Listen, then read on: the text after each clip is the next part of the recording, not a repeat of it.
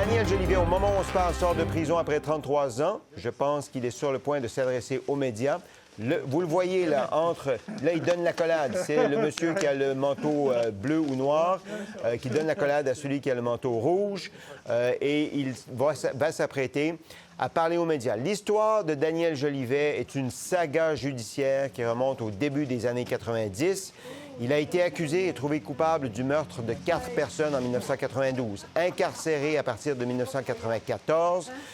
Incarcéré à partir de 92, mais condamné en 1994. Et pendant 33 ans, l'homme que vous voyez là a clamé son innocence. Il s'apprête à parler aux journalistes. Comment allez-vous? Ça va bien.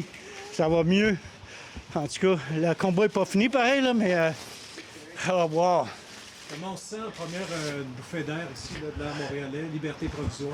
Oui, ça va très bien. Je suis content de ça. Là. C'est un poids, on dirait que j'ai rajeuni, même si j'ai pas de l'air à ça, là, mais en dedans ici, j'ai rajeuni. Qu'est-ce que vous voulez faire? Qu'est-ce que la prochaine affaire, là, je peux pas commencer à énumérer tout ça, là, mais je vais en faire beaucoup. Oui. Juste des choses légales. Vous serrez dans vos bras Maître Saint-Jacques, ça a été quoi l'importance de cet apportement? Parce que sans lui puis sans M. Bélin ici, là, moi, je serais encore là. Ça a été une grosse requête qui a monté. C'était long, c'est pas ça, je comprenais pas des bouts. Je me demandais qu'est-ce qui se passe, puis tout, c'était long, puis je décourageais. J'ai beaucoup de courage, mais c'est la patience qui manquait, façon de parler, bien des fois. Puis quand j'ai lu la requête de 85 pages, j'ai compris pourquoi ça a pris autant de temps, Nicolas. Mais je te remercie. Merci.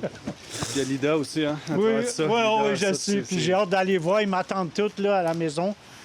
Qui vous attend? Lida Saranouret, vous savez qui? Dominique Larochelle aussi, qui m'ont représenté en tant qu'avocate. Maintenant, ils sont rendus juges, tous les deux. Puis les 3 petites filles, à Nicolas puis à Lida aussi, qui m'attendent. Fait que je m'en vais là. On va sûrement avoir une bonne soirée ensemble. Qu'est-ce qui est arrivé en salle de cour quand vous écoutiez Madame la juge là, rendre sa décision? C'était assez lourd. En dedans de moi, là, je vivais des choses, puis tout. Là, je repensais à tout ce qui s'est passé, le combat, puis tout, que j'ai jamais arrêté. Hein, depuis le 14 novembre 92, que je dis, personne ne me croyait, puis tout. Mais au fil des années, à cause des demandes, suite aux demandes d'accès à l'information, ici et là, puis la remise de documents, puis là, j'ajoutais ça, j'additionnais ça, puis je donnais ça à Lida, initialement à Dominique Larochelle, après ça à Lida, puis à Nicolas, puis on travaillait là-dessus, puis ils n'ont jamais lâché. M. Pierre Belland, qu'on a écrit un livre ensemble, le 12e juré.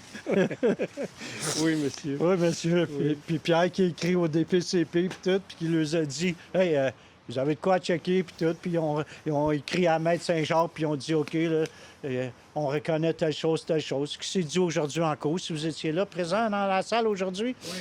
Bon, mais vous savez ce qui s'est dit. Hey, vous avez même gardé un peu d'humour. Vous étiez que c'était la première fois, vous étiez heureux de vous présenter. Exactement. Elle a ri aussi, la juge, hein? Elle a trouvé ça drôle.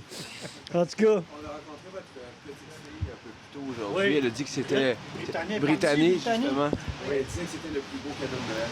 Moi, j'imagine que... Oui, elle a bien raison, puis j'ai hâte de la voir aussi, peut-être. Excusez. Oui, c'est ça, oui, Britannique. Puis il y avait Yann aussi qui était là. Je l'ai vu en salle de cours aussi. C'est toutes des personnes qui ont cru en moi. Il était là tout le long, puis tout. Yann, lui, en tout cas, c'était mon beau-fils. Comme Jérémy aussi. Si c'est pas Jérémy, il va peut-être voir ça à la télévision à soir.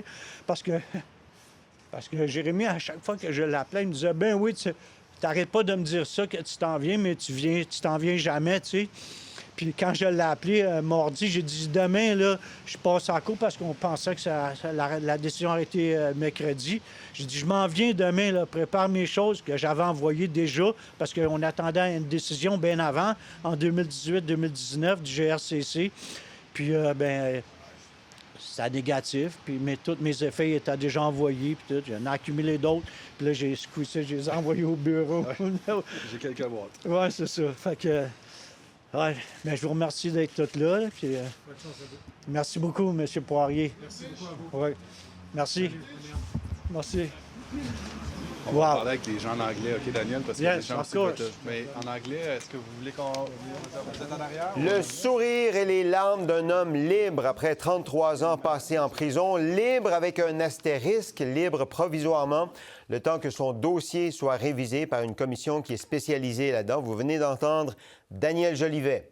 À la sortie du palais de justice où une juge a décidé de le libérer de façon provisoire aujourd'hui, ça fait 33 ans que M. Jolivet clame son innocence pour un quadruple meurtre commis à Brossard en 1992. La chronologie des événements est renversante. 92, donc, les meurtres surviennent. 94, M. Jolivet est déclaré coupable de ces meurtres. En 1998, la Cour d'appel du Québec ordonne un nouveau procès. En 2000, la Cour suprême rétablit le verdict de culpabilité de M. Jolivet. En 2005, il fait une demande de révision de sa condamnation criminelle auprès du ministre de la Justice du Canada. 2007, sa demande est rejetée par le GRCC, dont il a prononcé l'acronyme dans cette mêlée de presse, le groupe de révision des condamnations criminelles. 2008 et 2009, ces nouvelles demandes sont aussi rejetées. Regardez les montagnes russes qu'il a vécues au cours des 33 dernières années. 2010, demande de contrôle judiciaire. Et le point tournant, en 2025, le directeur des poursuites criminelles et pénales conclut qu'il y a une possibilité d'erreur judiciaire. Une accolade avec Isabelle Richer, parce que Isabelle Richer a documenté la saga, le combat de M. Jolivet en prison pour clamer son innocence. Et pourquoi on dit qu'en 2025, il y a un point tournant? Parce qu'on s'est aperçu que dans l'enquête, il y avait des informations, un registre téléphonique qui aurait pu innocenter M. Jolivet, qui avait été caché par les enquêteurs. On a cru la version d'un délateur également, un ancien policier qui avait été mis dehors de la police et qui était associé au crime organisé, mais qui était un délateur de la police et qui avait fait un faux témoignage, ou un témoignage du moins qu'on remet en question aujourd'hui, qui incriminait M. Jolivet. Bref, il est libre provisoirement le temps que ce fameux groupe de révision des condamnations criminelles se penche sur son dossier.